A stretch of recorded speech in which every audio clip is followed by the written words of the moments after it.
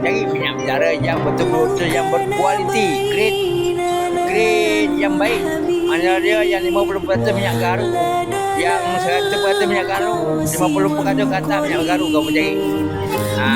Baru kamu tahu perbezaan. Nak tahu perbezaan dia, minyak garam tu baik tak baik dalam solat.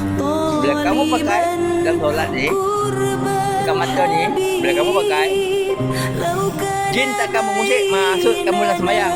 Waktu solat ke, menjarakkan waktu solat ke, mendatangkan ingatan-ingatan dunia ke duniaan ke, macam-macam. Memakikkan rasa was-was dalam diri ke, dia takkan berani dapat bau busuk. Dia takkan gendokek, pedap je sampai dia tengok je. Bau busuk lah, dia dah dulu. Lepas sembahyang itu silik je.